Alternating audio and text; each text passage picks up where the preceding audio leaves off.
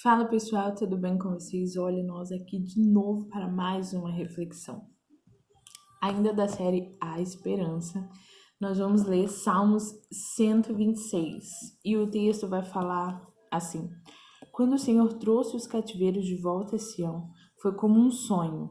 Então a nossa boca encheu-se de riso e a nossa língua de canto de alegria. Até nas outras nações se diziam: O Senhor fez grandes coisas por este povo. Sim, coisas grandes fez o Senhor por nós, por isso estamos alegres. Senhor, restaura-nos, assim como enches o leito dos ribeiros no deserto. Aqueles que semeiam com lágrimas, com cantos de alegria colherão. Aqueles que saem chorando enquanto lança a semente, voltará com cantos de alegria, trazendo seus feixes. E aqui eu já quero começar dando um tema que seria esperança é desapegar. Desapegar de que a vida não é um conto de fadas, de que a sua vida não é um conto de fada, de que a vida cristã não é um conto de fada.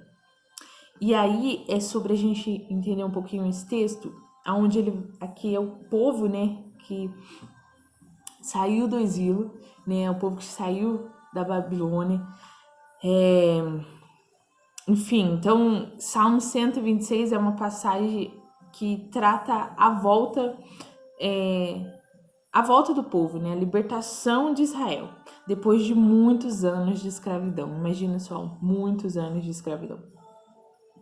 E aí ele vai relatar, né, a necessidade de nós nos esforçarmos para colher bons frutos e renovar nossa fé e as nossas forças através de atitudes, né?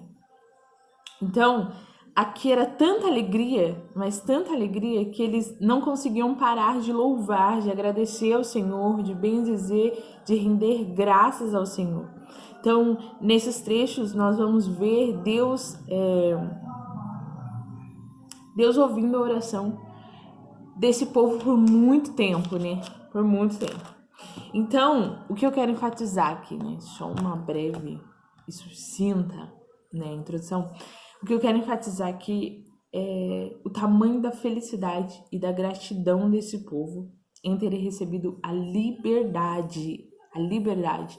E aí a gente parar e ainda continuo falando sobre gratidão, sobre sermos gratos, por quê? Porque antes, falando para filhos, antes nós éramos escravos, escravos do pecado, escravos do nosso passado, escravos, gente, escravos. Mas a partir do momento que nós recebemos o Senhor, nós nascemos de novo e nós fomos regenerados em Cristo, nós passamos a não mais ser escravos, mas vivermos em liberdade no Senhor, liberdade em Cristo. E falar de liberdade é não confundir com libertinagem, né? Existem duas diferenças entre liberdade e libertinagem. Nós fomos libertos para viver essa liberdade em Cristo e no Senhor. Então, naquela época, acreditava-se que não poderia vir sobre Israel ali uma restauração, porque era um caos tão grande. É tipo você olhar para uma pessoa e falar: nossa, essa pessoa não tem solução, não tem como. Mas não é sobre nós, né? Não é sobre a situação, não é sobre a pessoa, mas é sobre Cristo. Cristo, e quando Ele quer, Ele faz no tempo dele. Então aqui a gente consegue extrair várias lições, e uma delas é que o Senhor age no tempo certo. No tempo correto, o Senhor foi e libertou o povo. Mas, contudo, o que eu quero enfatizar é que houve-se a restauração para Israel. Mas, antes de houver a restauração, houve-se um semear em lágrimas.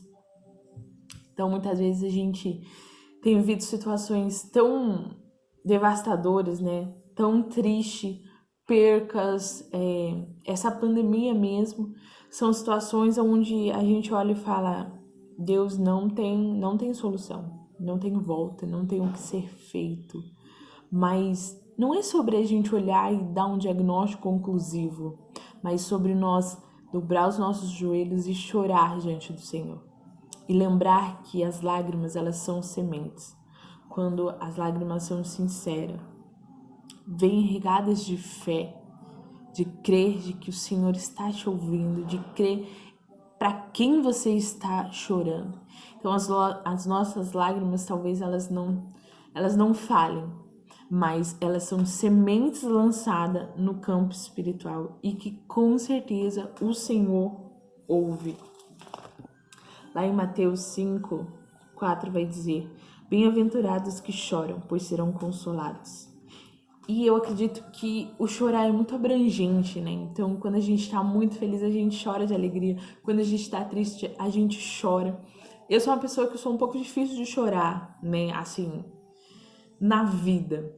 Mas, cara, quer ver eu chorar mesmo é quando eu estou diante do Senhor.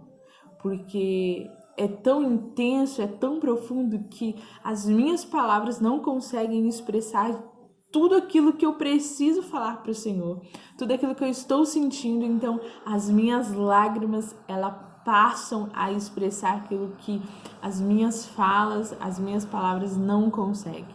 E eu creio e eu acredito que isso são sementes, né? Assim como ele fala no versículo: aqueles que semeiam com lágrimas, com cantos de alegria colherão. Então, assim, se você tá passando por uma situação e você só sabe ir diante do Senhor e chorar, saiba que isso são sementes lançadas. Estranhe quando você não chorar mais diante do Senhor. Aí existe algo muito mais grave. É como a ponta de um iceberg, né? A gente vê só a ponta, mas existe uma profundidade muito maior. Então, a reflexão de hoje é: esperança é você desapegar-se de que a vida cristã é um conto de fadas, de que o mundo que você vive é um conto de fadas. Não. O fardo é leve? Sim, porque nós temos Cristo. Se nós não tivéssemos Ele, nós não conseguiríamos resistir ao dia mau. Mas por termos Ele, e é por Ele, para Ele, todas as coisas que nós conseguimos permanecer.